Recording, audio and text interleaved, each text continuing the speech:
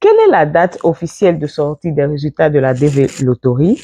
Quelles sont les erreurs à éviter une fois que vous êtes sélectionné pour ne pas perdre cette chance de vous retrouver aux États-Unis avec la Green Card? On va en parler dans cette vidéo. On se retrouve juste après le générique. Restez connectés.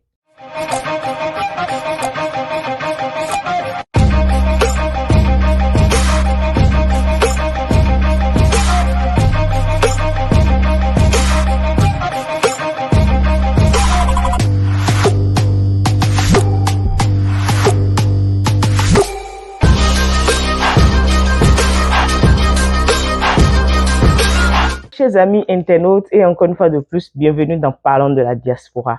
Si tu me découvres grâce à cette vidéo, mon nom c'est Lucrèce Messessi, je suis une passionnée de tout ce qui touche la vie de la diaspora.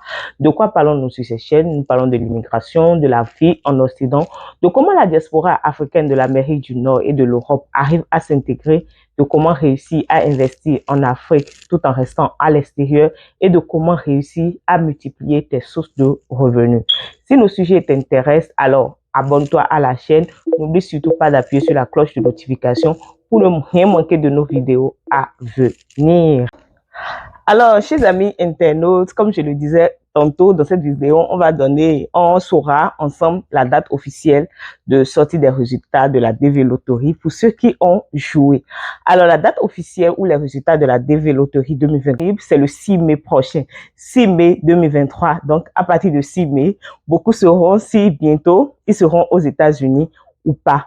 Mais être sélectionné ne garantit pas le fait que tu auras le visa d'office, que tu seras aux États-Unis et que c'est bon. Non, il y a beaucoup d'étapes à suivre pour te retrouver ici. Plusieurs personnes sont sélectionnées, mais parce qu'ils n'arrivent pas à avoir la bonne information, ils ne connaissent pas les démarches à suivre, ils perdent facilement cette opportunité. Donc, premièrement, la date officielle de sortie des résultats, c'est le 6 mai. Donc, prenez note, c'est dans quelques jours, ça serait disponible. Donc, quand c'est disponible, il y a des erreurs à éviter pour ne pas perdre cette opportunité. L'erreur que j'aimerais que tu évites si tu es sélectionné, chose que je te souhaite, toi qui regardes cette vidéo, c'est que tu arrêtes d'être paresseux ou paresseuse quand tu es sélectionné. Quand tu es sélectionné, il faut que tu te lèves et que tu cherches la bonne information. Les informations de nos jours, avec l'évolution de la technologie, se retrouvent un peu partout, soit sur YouTube, soit sur les réseaux sociaux, Facebook et autres, ou carrément sur le site de l'ambassade pour savoir les étapes à suivre. Tu connais un parent qui connaîtra un parent, qui connaîtra quelqu'un, si c'est pas trop parti, qui connaîtra le processus et qui va t'aider. Ou carrément, tu t'abonnes à cette chaîne parce que je vais vous donner toutes les informations, tout ce qu'il faut à faire pour pouvoir bénéficier de cette opportunité, pour ne pas perdre cette chance. Beaucoup ont été sélectionnés par le passé, mais ils n'ont pas saisi l'opportunité. Alors, la première chose, ne sois pas paresseux. N'attends pas que les autres le fassent à ta place. Même si c'est toi-même, tu ne maîtrises pas. Commence déjà par chercher les étapes à suivre, ce que tu dois faire. Donc, ceci m'amène à la deuxième erreur qu'il faut éviter, qui est le passeport. Donc, quand les résultats sortent, parce que cette année, il était possible de jouer sans le passeport. Donc, beaucoup n'ont pas eu le passeport ou n'ont pas eu la chance de faire leur passeport et ils ont joué. Ne vous inquiétez pas, si vous êtes sélectionné, il n'y a pas de souci. Le fait de ne pas jouer avec votre passeport, il n'y avait même pas la possibilité de mettre les informations du passeport parce que cette année, ils vous ont permis de jouer sans passeport. Mais si vous êtes sélectionné, vous avez obligatoirement besoin de votre passeport parce que le visa qu'on va vous donner sera déposé, cacheté dans le passeport. Il vous faut absolument le passeport. Donc, la première erreur à éviter, c'est de ne pas s'assurer d'avoir un passeport et dont la validité est d'au moins 6 mois. Je dis bien 6 mois. Donc, si votre passeport expire dans 3 mois, alors il faudra trouver le moyen de renouveler ça avant votre date d'interview, une fois que vous êtes. La troisième erreur qu'il faut éviter une fois sélectionné, c'est ne pas se lever et remplir en même temps, commencer les démarches pour obtenir une interview. J'ai une amie qui, en 2020 ou 2019, il avait été sélectionné. Mais il n'a rien fait. Il est resté là. Il attendait peut-être que l'ambassade l'appelle pour lui dire ce qu'il faut faire après. Il n'a rien fait. Et après, quand il m'a contacté pour me dire que, depuis j'ai été sélectionné, mais je n'entends rien de l'ambassade, rien n'est fait, tout ça là. Je lui dis, mais c'est pas à l'ambassade de t'appeler ou de te dire quelque chose. C'est à toi-même de commencer déjà par trouver les documents que tu dois mettre en place, remplir les choses pour passer l'interview. Et malheureusement, il a perdu cette chance de sa vie comme ça. Tu remets à demain ce que tu dois faire en même temps. Donc, évite de remettre à demain et de commencer par suivre les étapes, c'est-à-dire remplir le DS 160. Je ne dis pas aussi de précipiter le remplissage, avoir toutes les informations, mais fais quelque chose.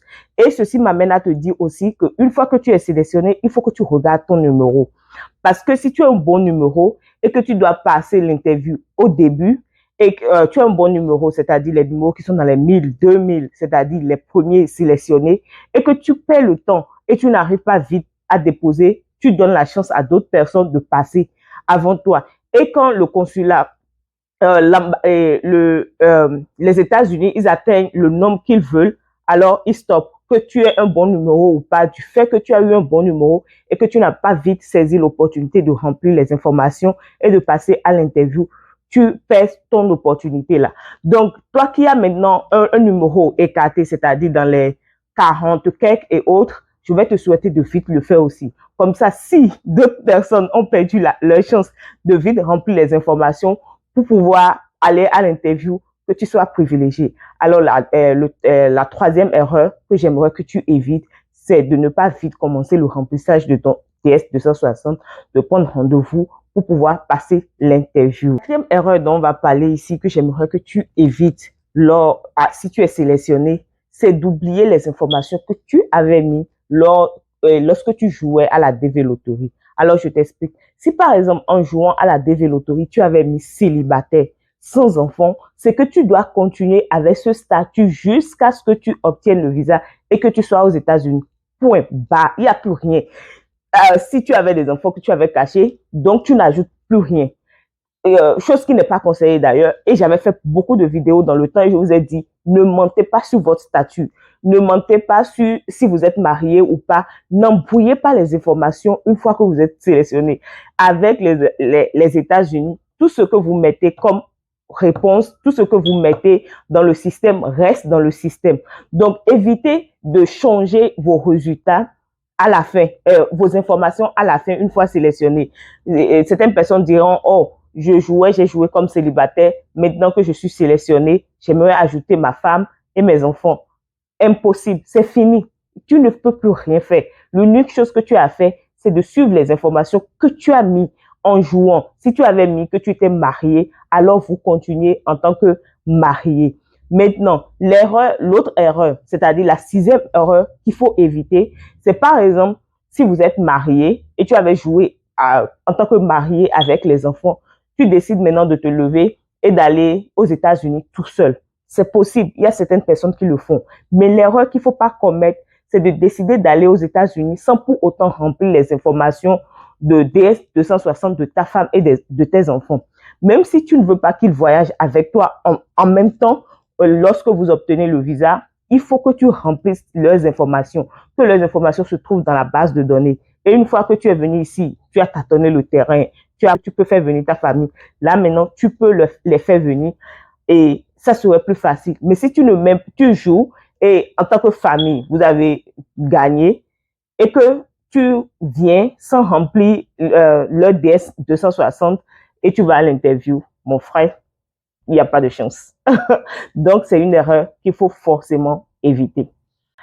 Maintenant, la sixième erreur qu'il faut éviter, chers amis internautes, c'est si toi-même tu n'as pas joué pour toi et que c'est dans un cyber que tu as joué ou même tu avais joué ça dans les années précédentes et cette année même tu n'as pas joué ou quelqu'un a joué pour toi. Je vous explique pourquoi je dis ça. La dernière fois, j'ai une amie qui est partie à l'interview pour l'obtention d'un visa touriste parce qu'elle devait voyager, venir en mission pour un truc ou un projet aux États-Unis, un truc du genre. Et elle est partie à l'ambassade pour prendre le visa. Tout était bon, Le passeport était là. On lui a dit, OK, on va cacheter le passeport, vous allez revenir. Et le consul regarde dans l'ordinateur et dit, mais attends, quand tu remplis ton DS 160, parce que 160, c'est pour les autres types de visas, tu as mis que tu es célibataire, mais en jouant la DV Loterie, tu as mis que tu es marié et que tu es marié à telle personne. Elle était scandalisée. Mais je ne suis pas mariée, j'ai jamais été mariée. De quoi parlez-vous? En réalité, elle avait joué dans les années antérieures quelque part dans un cyber. Alors, ce que les gens du cyber font, chaque année, ils reconduisent ton dossier. Et comme eux, ils veulent se faire de l'argent, ils ont mis dans le système qu'elle est mariée en ajoutant peut-être le nom de quelqu'un qu'elle ne connaît même pas et qui n'a peut-être pas le bac pour pouvoir jouer ou remplir les conditions minimum qu'il faut remplir avant de jouer. Donc, ils ont mis dans la base de données qu'elle est mariée à ce monsieur. Et malheureusement, on ne lui a pas donné le visa. Donc, rassurez-vous des informations que celui qui a joué pour vous lorsque vous étiez en train de jouer sont conformes aux informations que vous allez mettre dans votre dossier lors du remplissage du DS100.